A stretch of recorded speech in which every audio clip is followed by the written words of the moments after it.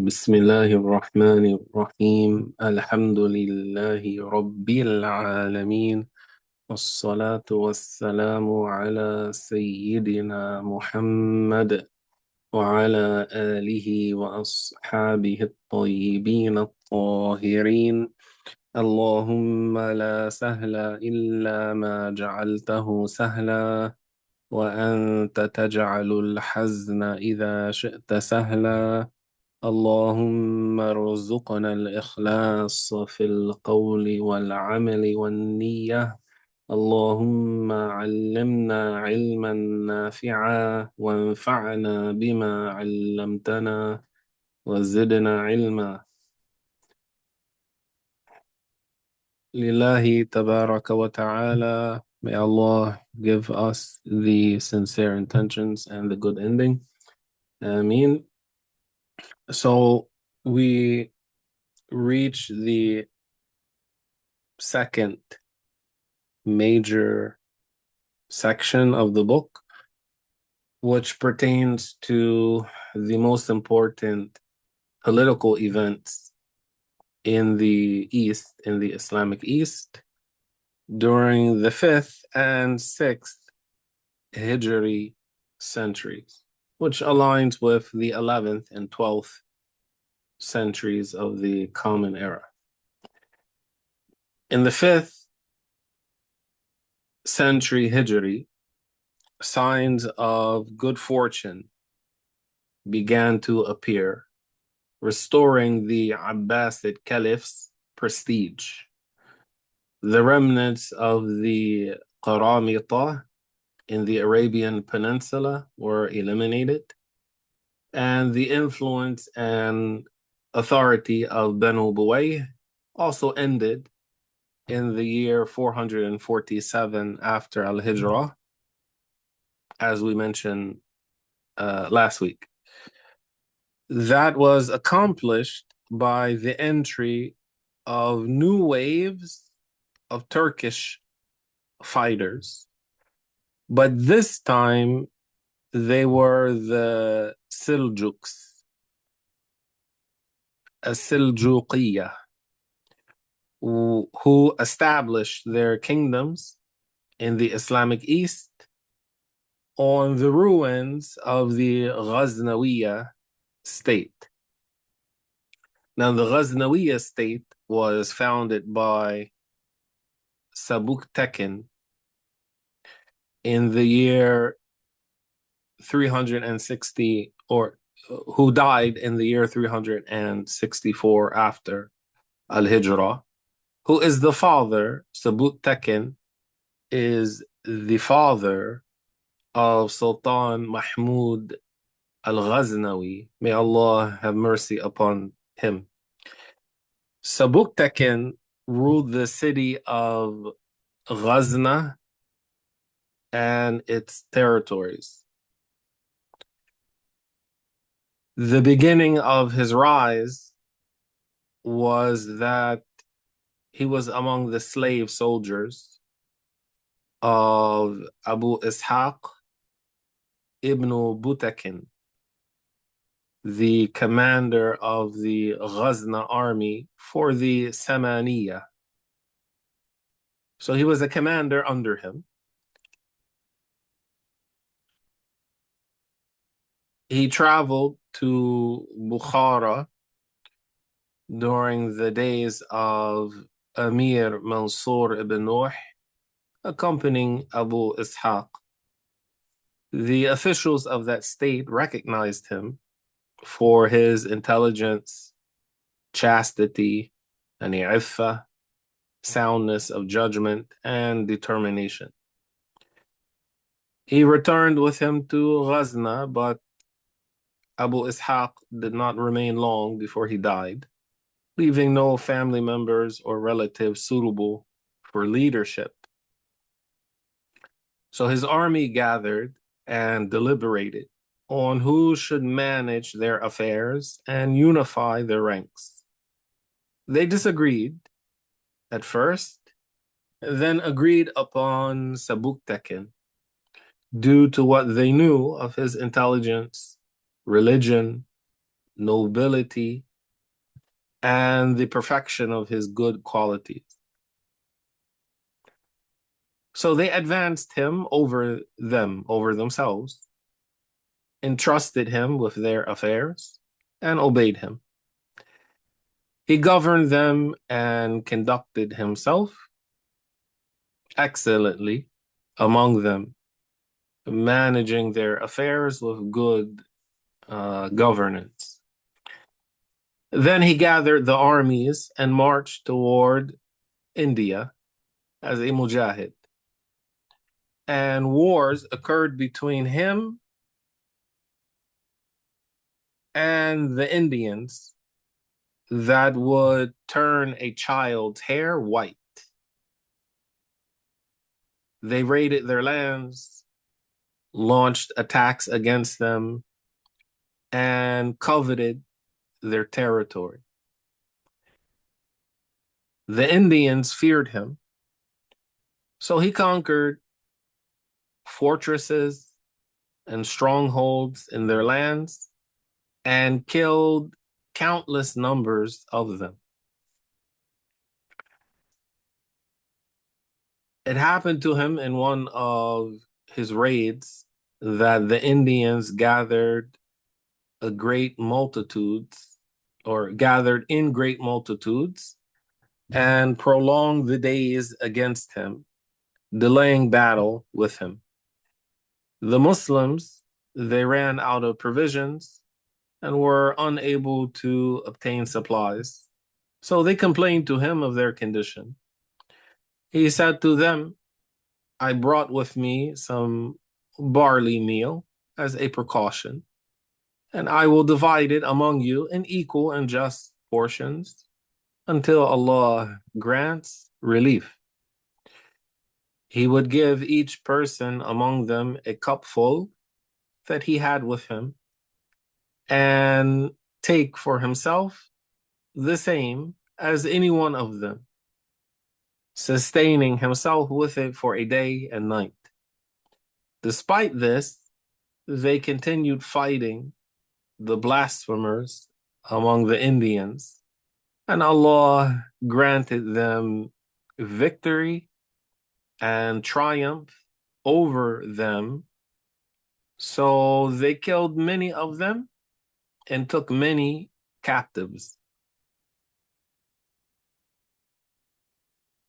Then Sebuktekin's status grew great.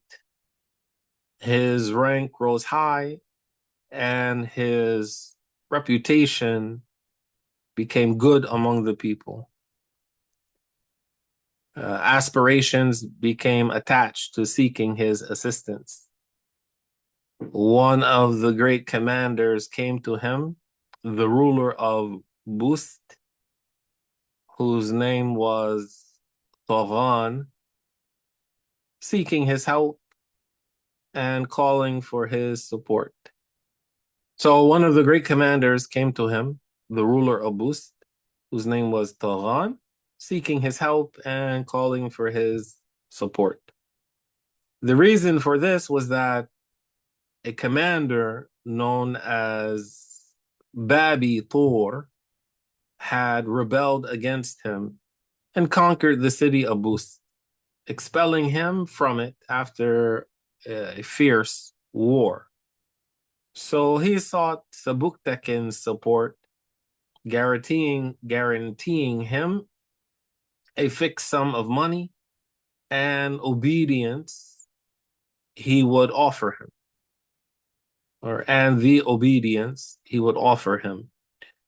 So he prepared and marched with him until they camped at Bust. Babi Tor confronted him and fought fiercely, but was defeated.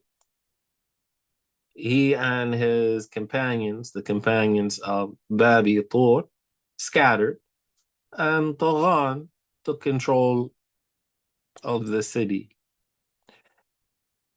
When he was established in it, Sebuktekin demanded the money that had been agreed upon for him or from him. But Taghan began to delay. So he spoke harshly to him because of his frequent delays. Baghan's arrogance led him to draw his sword and strike Sabuktakin's hand, wounding it. Sabuktakin took his sword and also struck him, wounding him. The army intervened between them, and war broke out in earnest. Baghan was defeated, and Sabuktakin took control of Bust. Then he marched to Qusdar, which is in Pakistan, whose governor had rebelled against him due to the difficulty of its passes and its fortification, thinking that it would prevent him. So he marched against him swiftly with a select force, and the man was unaware until the cavalry arrived, and he was taken from his house. Then he showed mercy to him and restored him to his governorship, fixing upon him a sum of money to send him every year. When Sabuktakin finished with Bust and Qusdar, he raided India and conquered strong fortresses on mountain peaks, returning safely and victorious.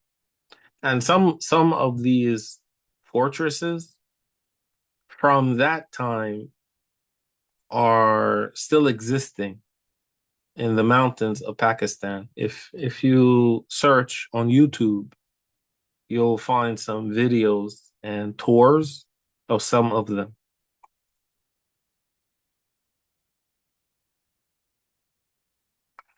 When Jayapala, the Hindu Shahi king of India, who was famous, saw what had befallen him and that his lands were being conquered from its borders, he was seized by what had come before and what was new. So he gathered and assembled and increased his elephants, and he wore elephants, and marched until he reached Sabuktakin's territory, with Satan having laid eggs in his head and hatched them. And meaning the devil deluded him, thinking that he was going to defeat the Muslims. Sabuktakin marched from Ghaznah to meet him with his armies and a great multitude of volunteers. They met and fought for many days, and both sides showed patience. Near them was the pass of Ghurak, and in it was a spring of water that would not accept impurity or filth. When anything of that sort was thrown into it, the sky would darken, and winds would blow, and thunder, lightning, and rains would increase and continue like that until it was purified, until that spring was purified from whatever had been thrown into it. Sabuktakin ordered some filth to be thrown into the spring. So clouds, thunder, and lightning came, and disaster fell upon the Indians because they saw what they had never seen before. Thunderbolts and rains came upon them, and a deluge of rain, one after the next, came upon them successively, and cold intensified until they perished, until they died. Their paths became blind to them, and they surrendered due to the severity of what they witnessed. The king of India sent messengers to Sebuktaken requesting peace, and they went back and forth. He agreed to it after resistance from his son Mahmud upon payment of money, surrender of lands, and the promise of 50 elephants to be sent to him. This was settled, and he left a group of his family as hostages to ensure the surrender of the lands. Sebuktaken sent someone with him to receive them, as the money and elephants had been paid in advance. Then Jayapala had gone far away, or when Jayapala had gone far away, he seized the Muslims who were with him and kept them with him in his palace, in his place. So he kept some Muslims that he seized with him in place of his hostages, in place of his hostages. When Sebuktaken heard of this, he gathered the armies and marched toward India, destroying everything he passed through in their lands.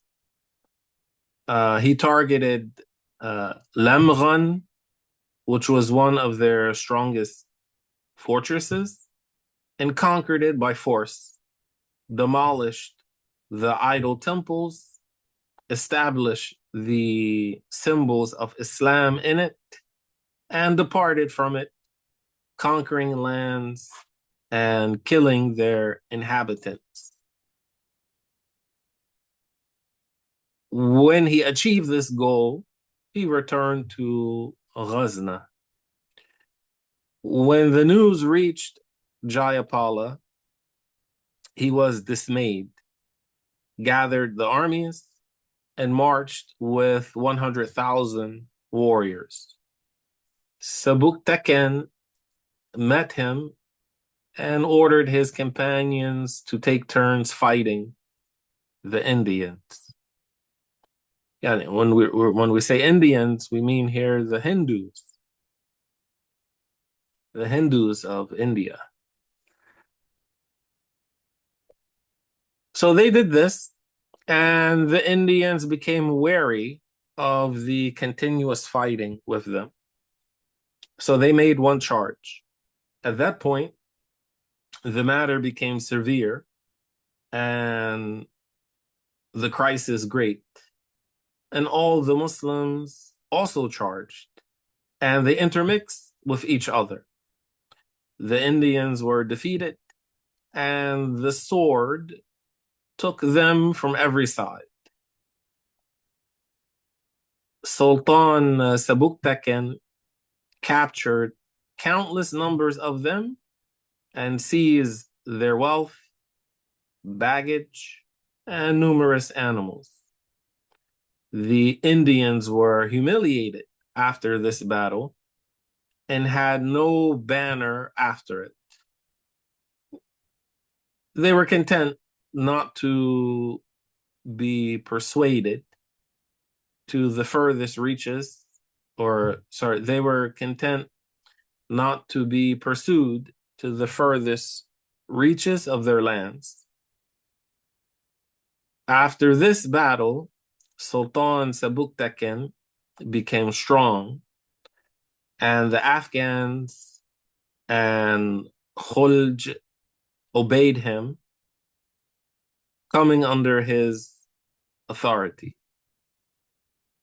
Now, going back to, so all of that that we mentioned is concerning Sultan Sebuktaken, who was the king or the ruler, the head of the Ghaznawiya state. Now, going back to the Seljuks. The Seljuks, they were Turks, yes, but they differed from the Turks whom al-Mu'tasim had recruited mostly as slaves to strengthen the Abbasid army. Through their military activity and youthful strength, they achieved a series of victories across vast territories in the Islamic East. Besides controlling large parts of the lands beyond the river and in Transoxiana, they worked to destroy the Byzantine defenses in Asia Minor, push forward occupied positions, and threatened the Byzantine presence itself. However, these centuries brought new afflictions to the Islamic nation with the appearance of the Crusaders, the Templars, who began their attacks on the lands of the Islamic East. In the Islamic West, some victories were achieved in Al-Andalus, Sicily, and some Mediterranean islands. The occupation of Jerusalem in the year 492 after Al-Hijrah, which was 10,099 Common Era, was a powerful shock to the Muslims' feelings on the one hand, and raised the morale of European Christians in their wars against Islam on the other hand. Now, concerning the fall of Jerusalem, Al-Hafiz Ibn al-Athir, he says that Jerusalem belonged to Taj ad-Dawla, to Tush, who granted it as a fief to Amir Suqman ibn Urtuq at-Turkmani. When the Crusaders triumphed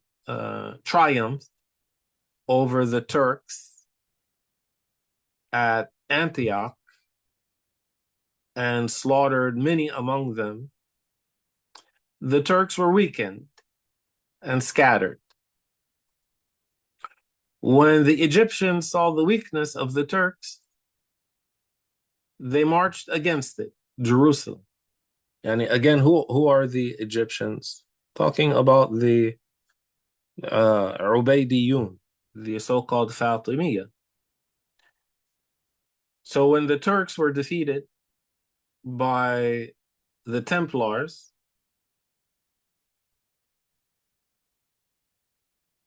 the Ubaydiyya attempted to take advantage, and they marched against Jerusalem, led by Al-Afdal ibn Badr al-Jamali.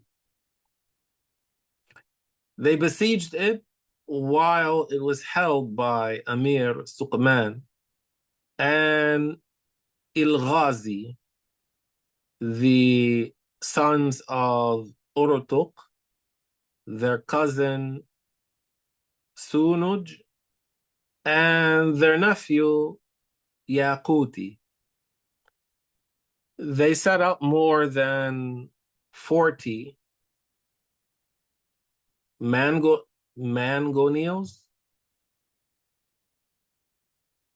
which are like catapults, against Jerusalem, demolishing sections of its walls.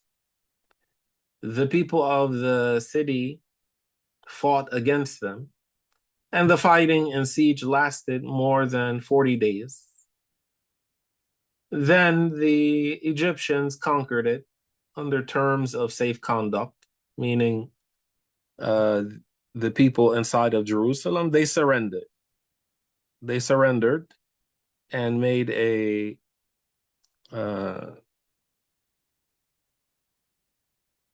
treaties with them.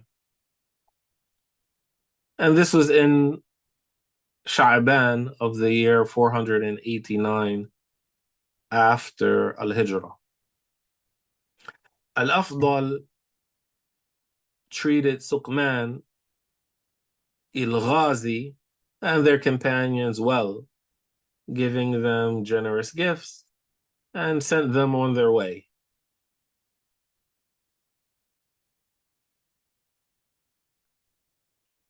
They traveled to Damascus, then crossed the Euphrates.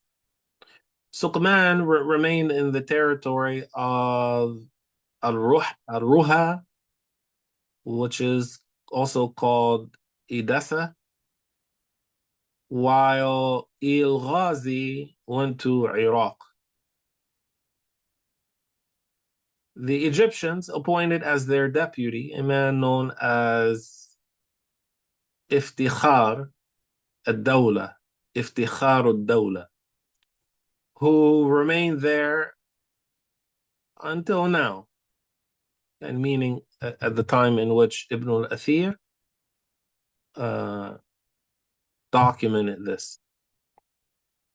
The Crusaders then set out against it after they had besieged Acre, but failed to capture it. When they reached it, Jerusalem, they besieged it for more than 40 days and erected 2 towers against it. One from the direction of Zion, which the Muslims burnt, killing everyone in it. Yani, when we say towers, and if you've seen the movies they call the Hobbit and what they call the Lord of the Rings, then you have an idea what a war tower is for breaching walls. When the Crusaders finish, or when the Muslims finish burning it, someone came crying for help, saying that the city had been taken from the other side. They conquered it from its northern side on the morning of Friday. And that is, the Crusaders, they conquered Jerusalem from the north of the city on the morning of Friday, with 7 days remaining of Sha'ban. And that was in the year the people fell to the sword, and the Crusaders remained in the city for a week, killing Muslims throughout it.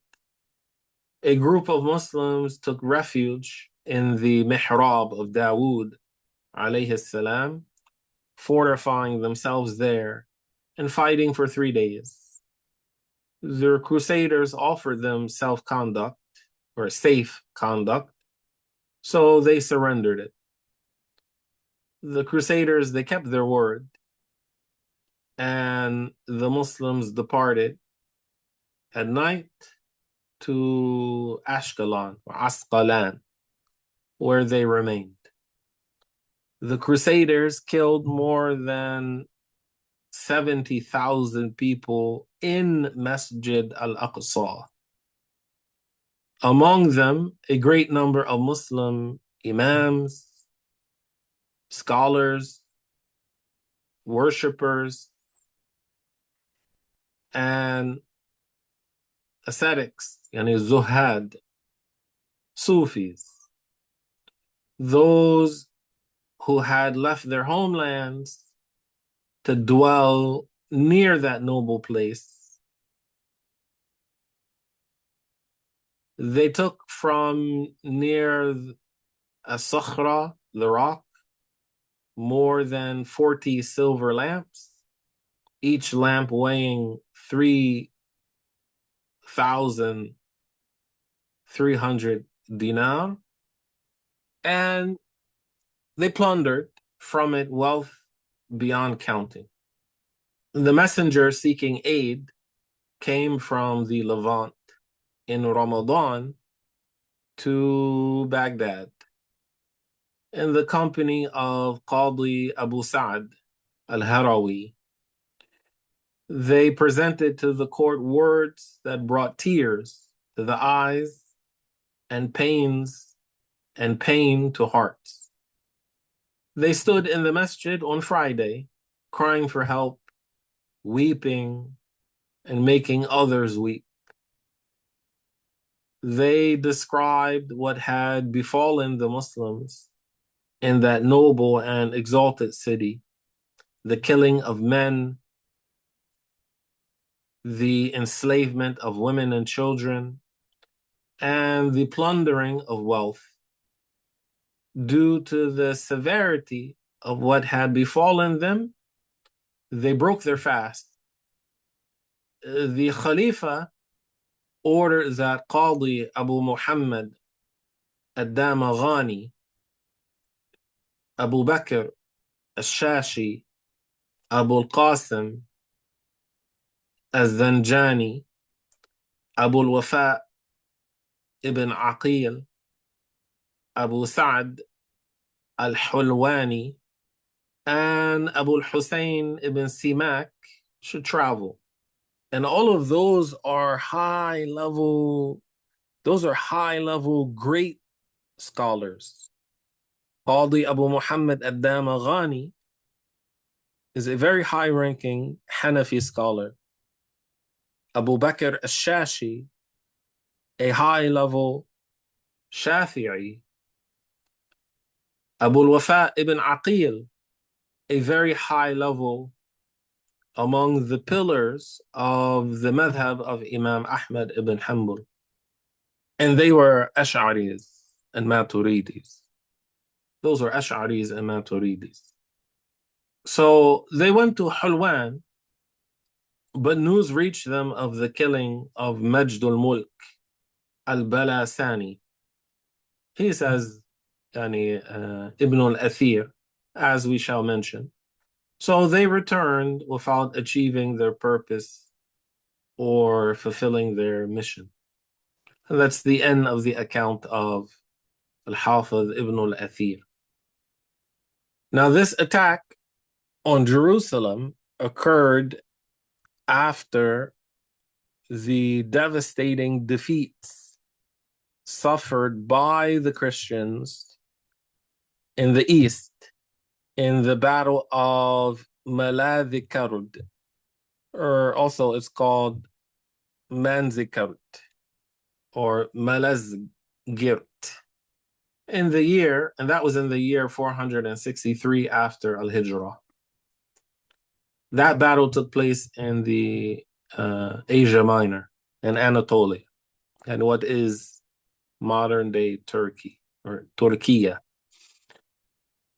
And the Christians were defeated in that battle at the hands of Sultan al-Ruslan, the Seljuk, despite the disparity in forces between the two sides.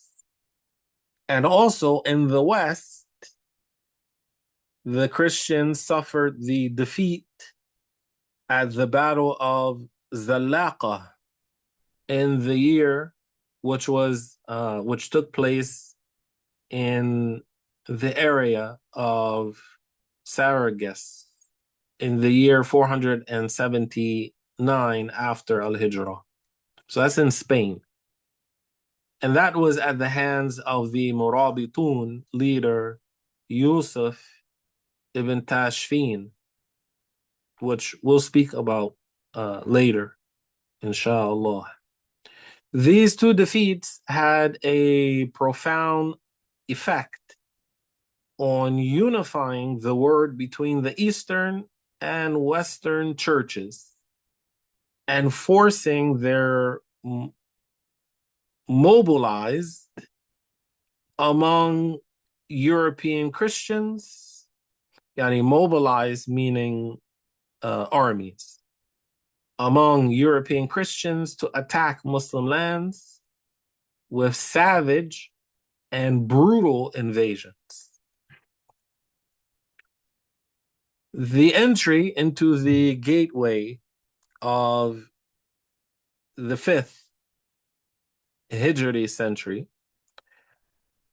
was marked by this affliction, which persisted for 2 centuries. However, at the same time, it brought with it an awakening that historical pages testify to, as it unified the Ummah on one creed, whose light and purity spread east and west. We mean by this that the Ash'ari creed achieved an overwhelming victory when it equally defeated its opponents in both the Islamic East and West. In the Islamic West, the Ubaydiyah, the so-called Fatimiyah, left the regions where they had established their state in Tunisia, al-Mahdiyah, and al-Mansuriyah, and directed their armies to occupy Egypt, which they took control of in the year 359 after al-Hijrah, until Sultan Salahuddin al-Ayyubi, radiyallahu anhu, eliminated them in the year 567 after al-Hijrah. And as a slight note, I did investigate the location of al-Mansuriyah. So al-Mahdiyah is on the coast of Tunisia, and it is still there till this day. As for al-Mansuriyah, it no longer exists. It's completely gone. Where it used to lie is right outside the southern edge of what is now Qayrawan. So where Qayrawan is, which still exists, right on the edge of that, towards the south, is where al-Mansuriyah used to exist.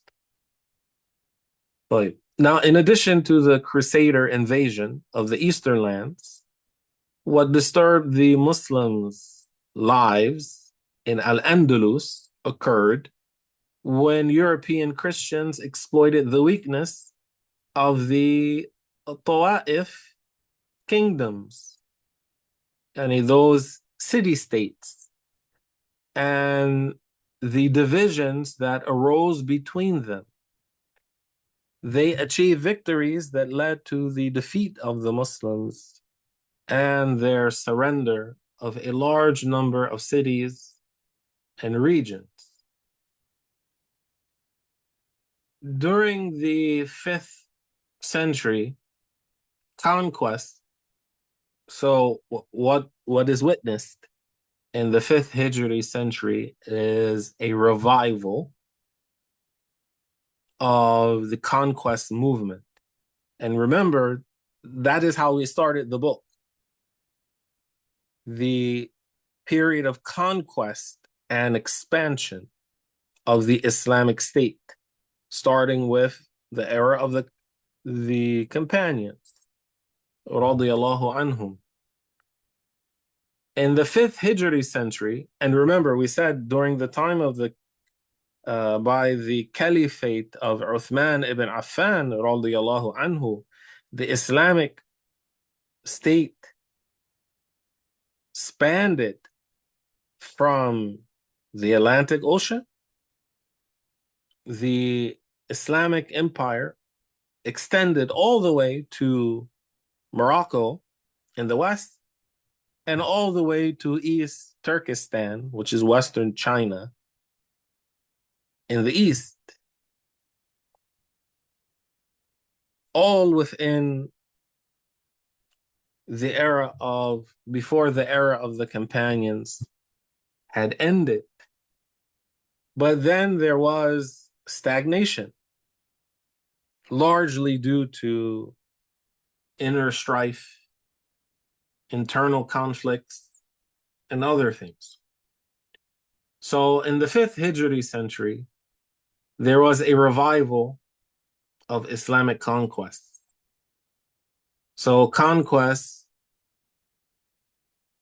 began in what can be considered the second phase of expansion on both ends of the Islamic world, Eastern and Western, at the hands of the Ghaznawiya, who began expansion in India under Amin al-Dawla, Mahmud al-Ghaznawi, radiyallahu anhu, who died in the year 421 after al-Hijrah. Sultan Mahmud al-Ghaznawi, he is the son of Sultan Sabuktakin. His kunya was Abu al-Qasim. His honorific title was Amin al-Dawla, and the Prince of Khurasan. He was born on Thursday, the 14th of Dhul Hijjah, in 361 after al-Hijrah. When his father died, Mahmud and his brother Ismail disputed the succession. But Mahmud prevailed over Ismail and took control of Khurasan. Then he marched against the Samaniya and conquered their kingdom. Then established the Friday sermon for al-Qadir, the Abbasid Caliph, whereas they had not previously delivered the sermon in his name. When we say sermon, we mean Khutbatul Jumu'ah. Baha'u'd-Dawla Abu Nasr ibn Buwayh corresponded with Abu Umar al-Bustami, sending gifts and elephants with him, and requested that he approach the Caliph regarding his appointment. He mediated between them and wrote to al-Mulk to handle this matter, saying he has delivered the Friday sermon for the Caliph in places where no one else has delivered it for him.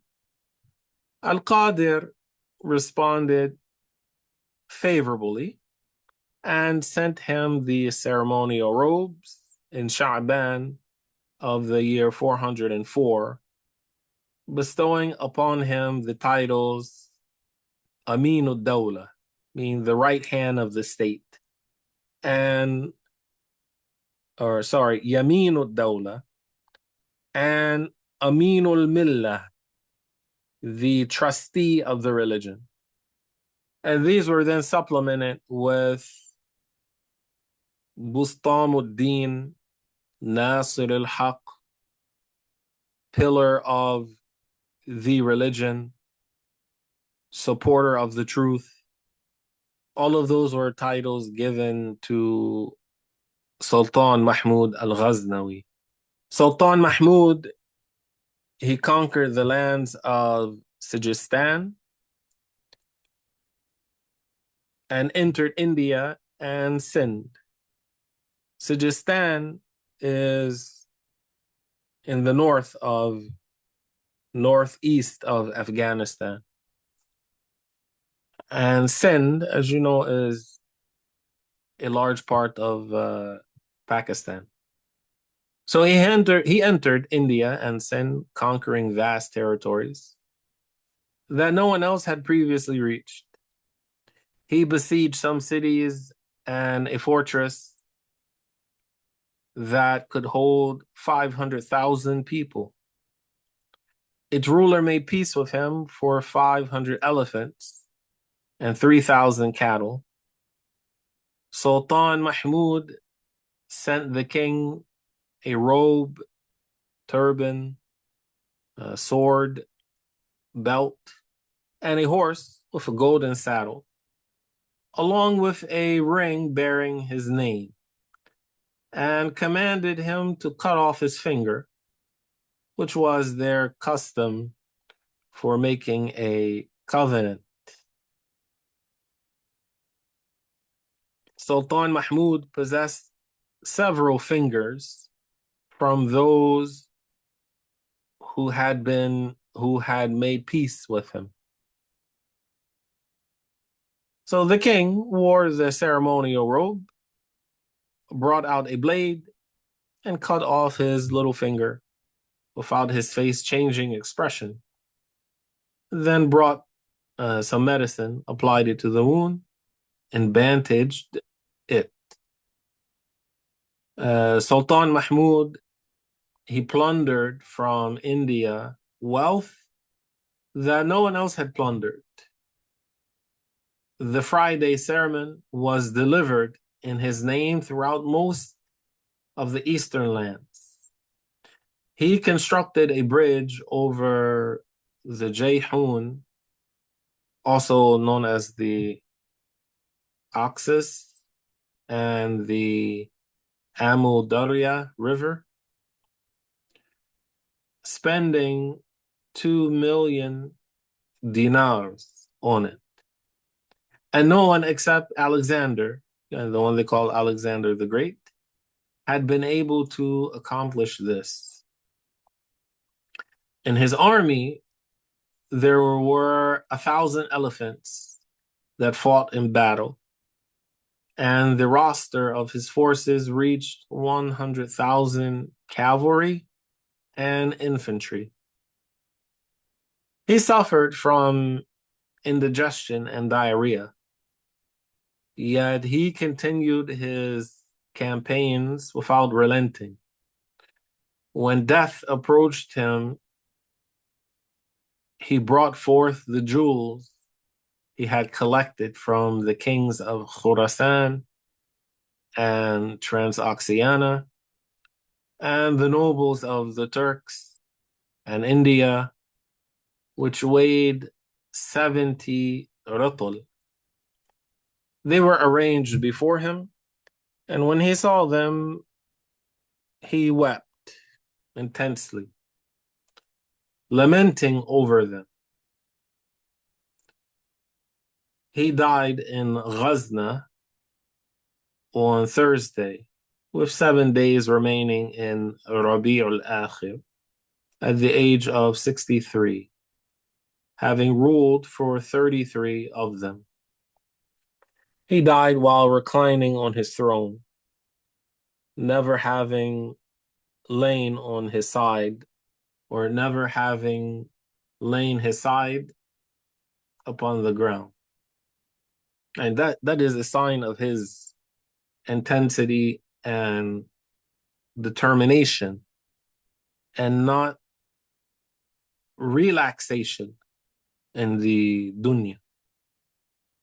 He was a devout individual, generous in his charity and good deeds.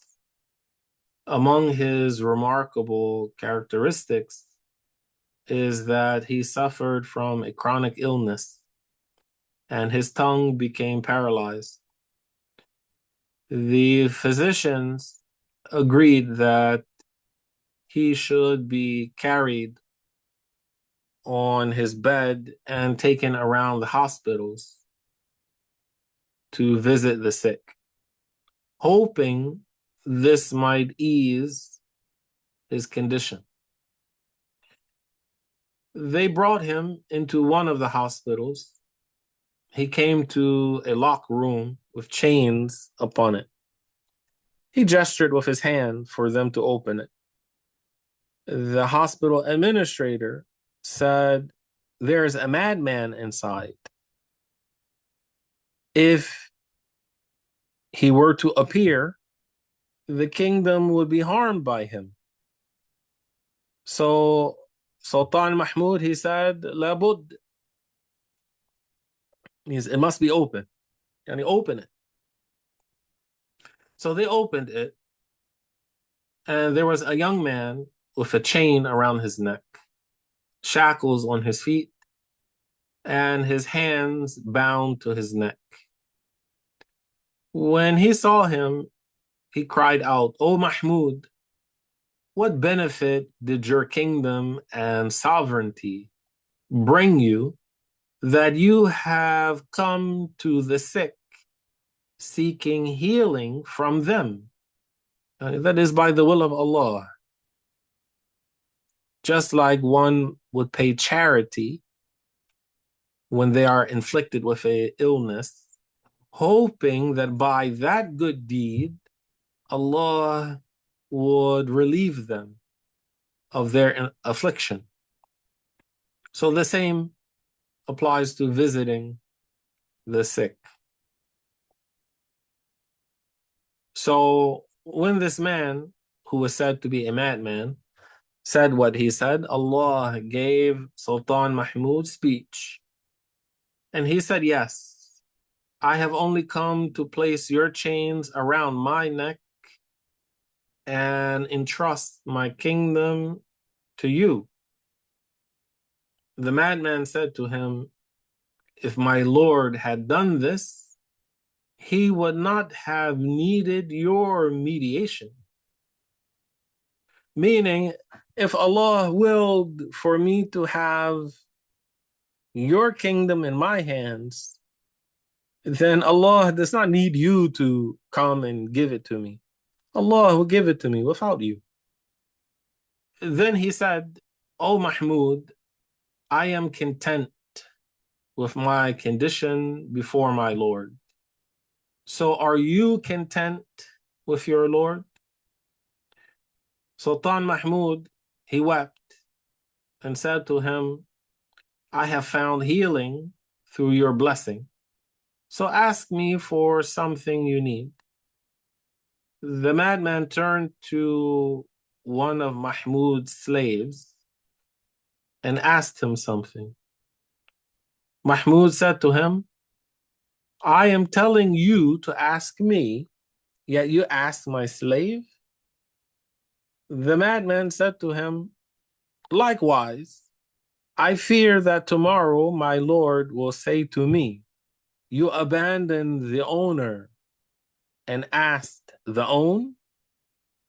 You abandoned the owner and asked the owned, and you abandoned the Malik and you asked the Mamluk.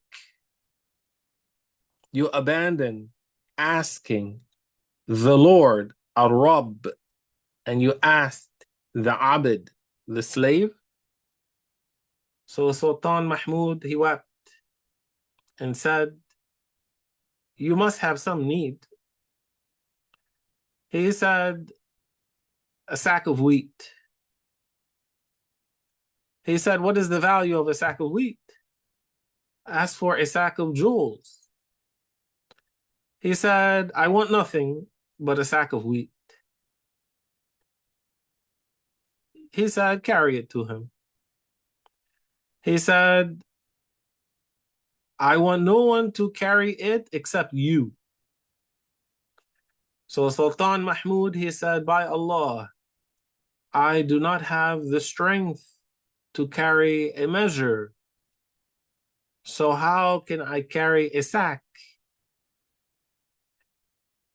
He said, "O wretched one, if you cannot carry a measure of wheat, how will you be able tomorrow to carry the rights of all the slaves of Allah? Sultan Mahmud, and he started crying again, left him, remained for some days, and then died. And whenever he remembered that madman's words, he would cry. Rahmatullahi alayhi. In the first half of this 5th Hijri century, the expansion of Islam. So, okay, if you look at a map, here, Islam expanded from the Arabian Peninsula, okay, all the way across northern Africa, into Morocco, then into Spain. It expanded into Asia Minor, so Turkey, all of this is Asia Minor, okay? The western part was the last area of Asia Minor to be conquered by the Muslims. It remained in the hands of the Byzantine, the Romans, the Christians for a long time. Later, Islam expanded further until it covered all of it under the Ottomans. The eastern part of Asia Minor was conquered sooner or much earlier than that. Okay. Also, Islam during the first era of expansion expanded into Azerbaijan, Armenia, Georgian, which is Georgia. Okay. Turkmenistan, Uzbekistan, Tajikistan, Kyrgyzstan. So this word, Kyrgyzstan. Okay. This area here, see, Kashgar. Okay. This is Eastern Turkestan, it's Western China. It's the area where the people they call Uyghurs are, or Uyghurs. Okay. What is beyond the river, or Transoxiana, this river here, see this river? Okay. That's the Jayhoun River. Okay.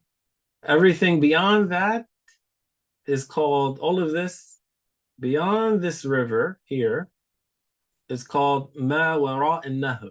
What's beyond this river right here. Okay. Khurasan, Sijistan is in this area. Sind is over in this area.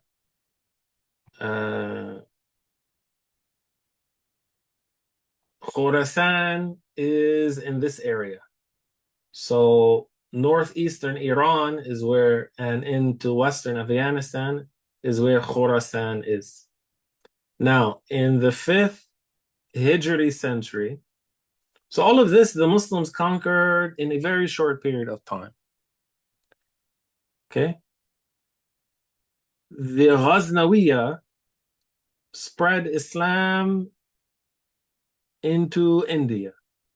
So this area, Islam spread into during the 5th Hijri century.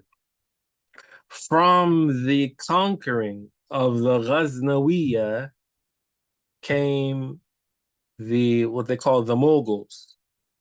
And they brought the Persian language into India and then all the way into Bangladesh.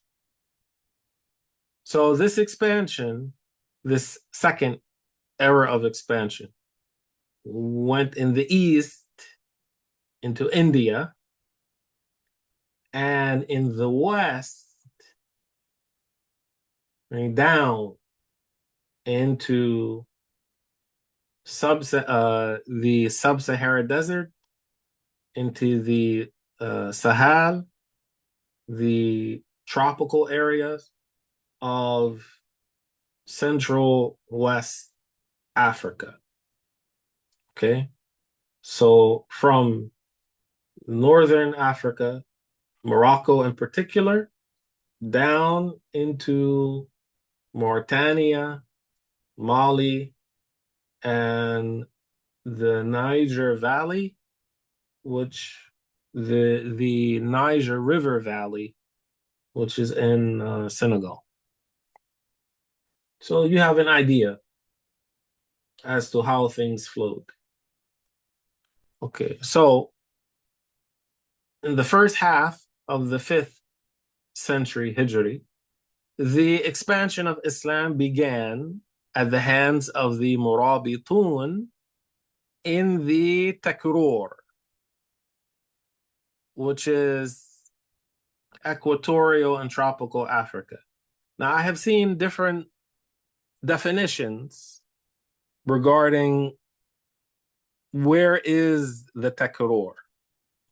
Some, they say the Takrur is this area of Senegal and southern Mauritania specifically. Other definitions that I've seen is that the Takrur extends from Darfur, like Al-Fashir, that's in Darfur, which is southwestern Sudan, in this area. See Al-Fashir. May Allah relieve the Muslims in the Sudan. Ameen. From here, all the way across to Senegal. So essentially, the Suhal, the grassland areas south of the Sahara Desert, but north of the rainforest, all of that is At-Takrur. And that's, again, according to one definition that I've seen. So Islam began to expand at the hands of the Murabitun in the Takrur on the furthest western edge of the Islamic world, on the ocean coast, in what is now known as Senegal, and the region south and east of it. As for the Takrur after the Murabitun, the spread of Islam was undertaken by African Islamic states, the first of which was the Mali Empire. Wallahu subhanahu wa ta'ala a'lam wa ahkam, and Allah knows best.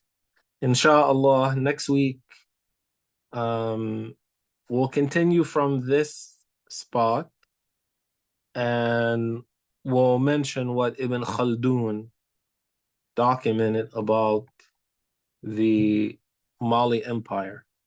And I will say that inshallah, if Allah enables me to, there will be a follow-up on this book that starts from this point. There'll be a focus on the biographical history, so the history of Islam in West Africa, told through giving the biographies of the great scholars who lived in that area. And there is one in particular that I mention at length in this book for the benefit, but there is a lot more which is not well known by most. Inshallah. طيب, if anyone has any questions, feel free to ask. Okay. So someone asked, was Sultan Mahmud a caliph? No, he was not a caliph. He was not a caliph. He was a sultan, but not a caliph. He was a ruler underneath the Khalifa. Was the man really mad? Allahu A'lam. He could have been a wali who was majzoob. This is the impression.